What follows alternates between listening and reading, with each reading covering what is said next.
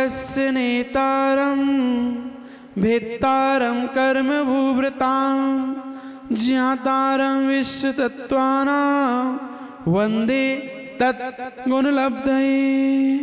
जो बोलिए परम पूज्य आचार्य श्री उमा स्वामी महाराज की, परम पूज्य आचार्य गुरुवर श्री विराग सागर जी गुरुदेव की, परम पूज्य आचार्य श्री विनम्र सागर जी गुरुदेव की, द्वादशांग जिनवाणी माता की।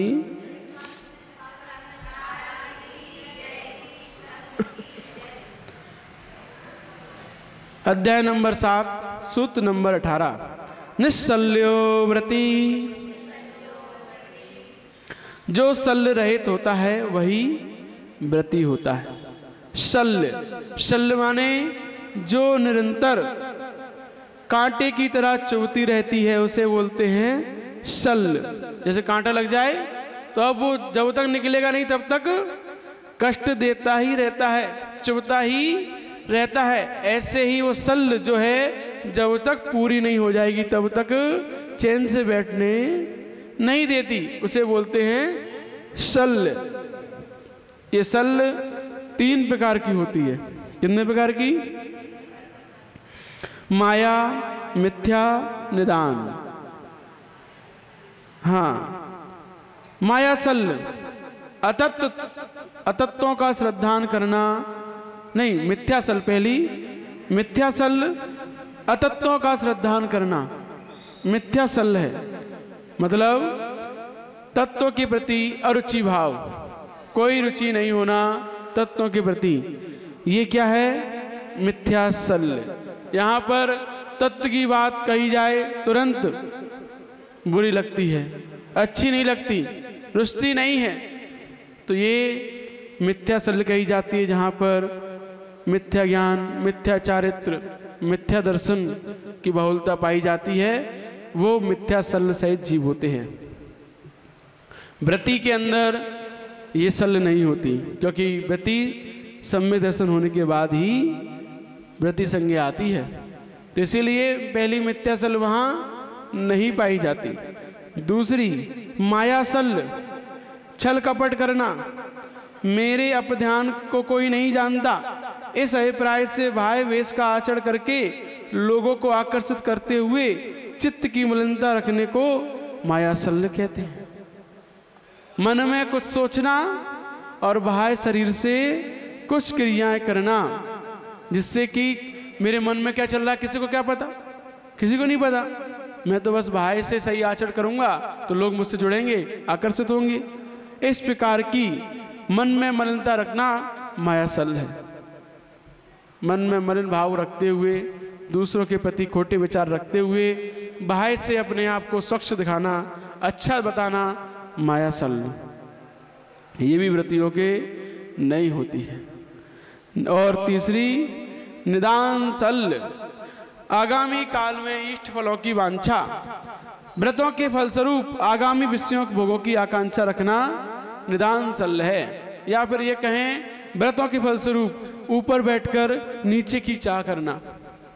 हमने व्रत लिए, अब हम क्या बन गए? श्रेष्ठ बन गए, मुनि बन गए, अणुव्रती बन गए, लेकिन बनने के बाद अब चाह क्या कर रहे हैं कि इन फलों के, इन व्रतों के फल से हम नारायण बने, हम राजा महाराजा बने। तो कहाँ हम व्रती बन चुके, कहाँ मुनि बन चुके, अब कहाँ चाह किसकी कर रहे हैं? अव्रतियों की, अव्रतियों की चाह करना। तो ये ऊपर बैठ के नीचे की आकांक्षा करना निदान कहा जाता है। और ये लगातार चलता रहना, ऐसा ध्यान शल्य कहा जाता है। लगातार चाह बनी रहना शल्य के अंतर्गत आती है। तो इस प्रकार व्रति शल्य से रहित होता है। बाहुली भगवान के शल्य थी कि नहीं थी? बाहुली भगवान के शल्य में थे कि नहीं थे वो? हाँ, नहीं थी ना कि थी? भाई की जमीन पे खड़ा हूं। हाँ,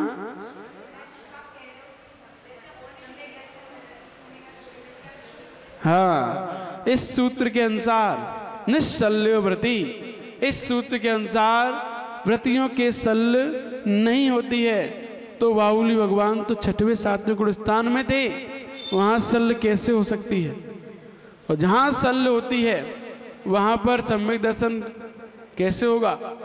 और उनको जब हम पढ़ते हैं आदि प्राण, तो आदि प्राण में पूरा वर्णन मिलता है कि जब बाहुली भगवान 1 साल तक खड़े रहे थे तो उनकी 1 साल के तपस्या के प्रभाव से उनके अंदर ऐसी ऐसी रिद्धियाँ प्रकट हो गई थी जो उन्हें पता भी नहीं थी।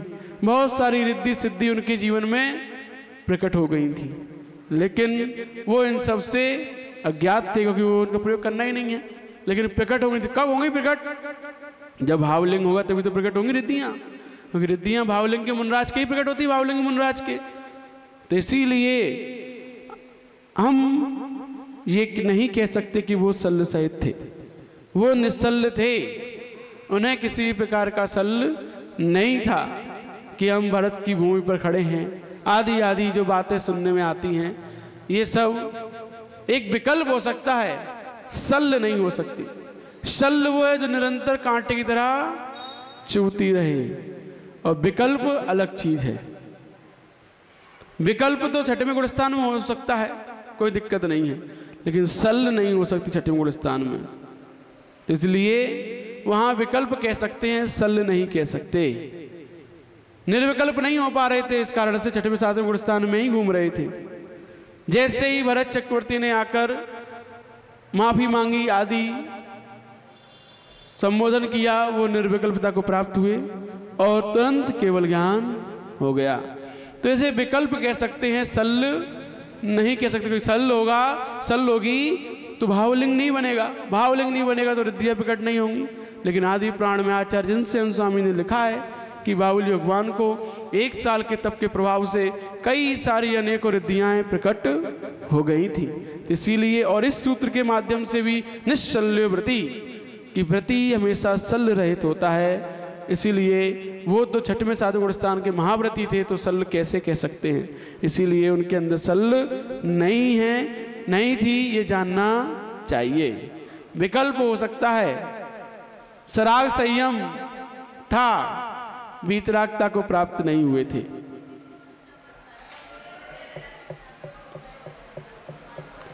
इसके लिए अब बता रहे हैं व्रति के भेद। व्रति कौन होते हैं? अभी बताया कि व्रति क्या लक्षण, कि निश्चल्य व्रति, जिसके शल्य नहीं है वो व्रति है। अब व्रति के भेद बताते हैं। व्रति कितने प्रकार के होते हैं? अगार यनगारश्च, अगार यनगारश्च। अब 2 प्रकार के व्रति होते हैं, एक अगारी और एक अनगारी। अगारी कौन? ग्रस्त। और अनगारी गृह त्यागी साधु। 2 प्रकार के व्रति कहे जाते हैं। अगारी माने जिनका घर है, घर सहित अगारी, घर रहित अनगारी। एलक शुल्लक अगारी हैं कि अनगारी हैं? क्या है? अनगारी हैं। अनगारी कैसे हो जाएंगे? उनका भी तो घर है, एलक शुल्लक का। वस्त्र एक प्रकार का घर ही है। जब तक वस्त्र अवस्था है तब तक अगारी ही कहे जाएंगे, निर्घंत अवस्था आने पर ही अनगारी कहे जाते हैं। इसीलिए जब तक अणुव्रत हैं तब तक अगारी हैं, जैसे ही महाव्रत होंगे क्या हो जाएंगे? अनगारी।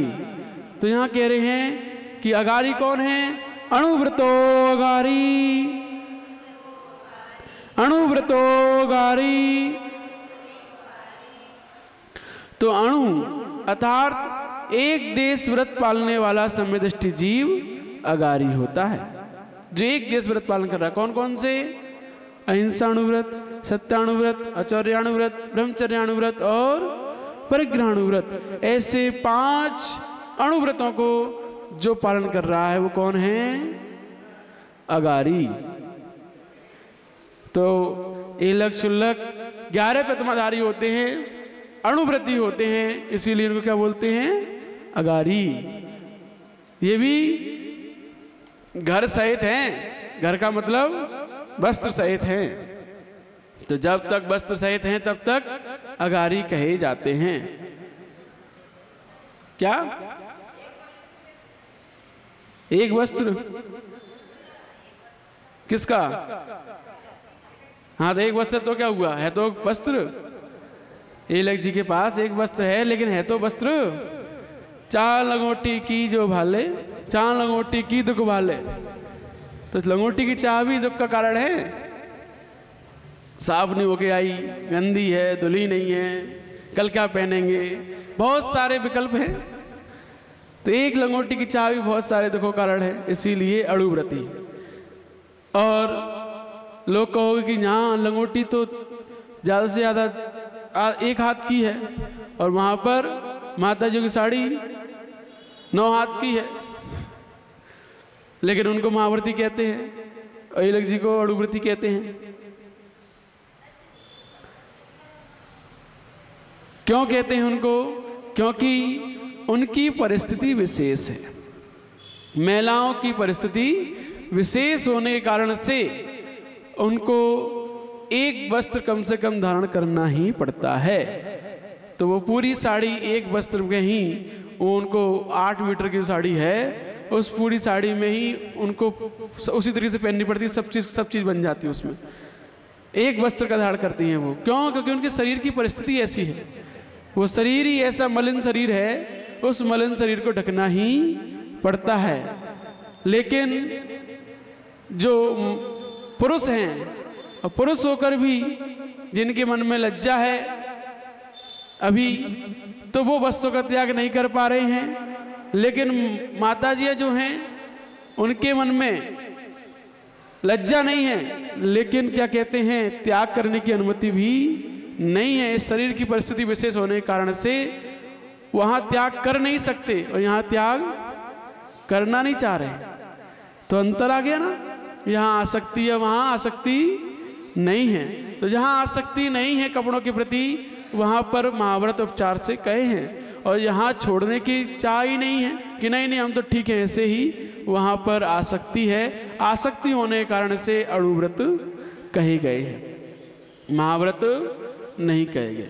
तो ये कि हम त्याग कर सकते हैं, त्याग करने के योग्य हैं, सक्षम है, फिर भी त्याग नहीं कर रहे हैं। ये कौन सी कसाय है? प्रत्याख्यान आवरण कसाय, जो सकल महाव्रतों को नहीं लेने देती, सकल व्रतों को धारण करने नहीं देती है। इस कारण से अणुव्रती कहे जाते हैं। क्योंकि यहाँ आपके अंदर योग्यता है, फिर हम नहीं करते हैं तो दोष है। वहाँ योग्यता ही नहीं है, इसीलिए वहाँ पर सर्ववस्त्र त्याग नहीं किए जाते।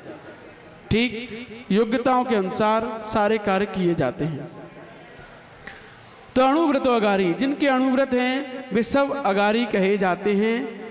अगारी का अर्थ घर, जिसके घर है वह अगारी है।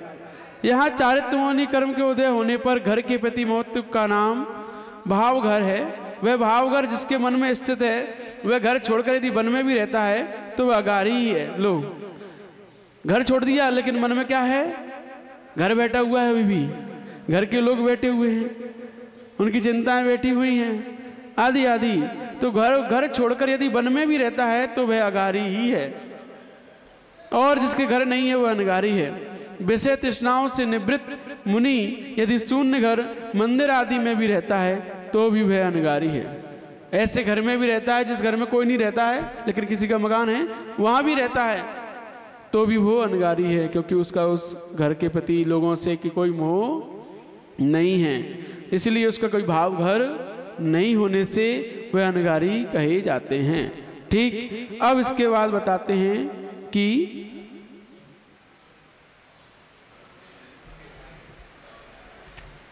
अणुव्रतों के लक्षण तो अपन पहले ही पढ़ाए थे, उनसे क्या बताना दोबारा से। अब गृहस्थ की क्या इतनी विशेषता है कि और भी विशेषता है? क्या इतनी सी विशेषता है गृहस्थ की कि वह अगारी होता है कि और ही विशेषता है? तो अब बताते हैं। तो गृहस्थ 5 प्रकार के अणुव्रतों का पालन करता है, साथ साथ और क्या करता है तो अब बता रहे हैं। दिग्देशानर्थ दंड व्रति, सामायिक प्रोषदोपवासोपभोग, पर भोग परिणामातिथि संविभाग व्रत संपन्नश्च।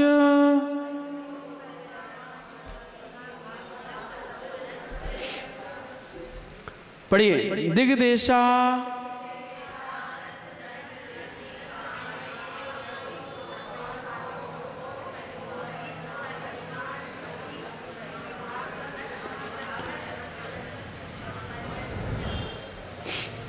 पढ़ना गया, ठीक। इसके बाद अब कल पढ़ाएंगे।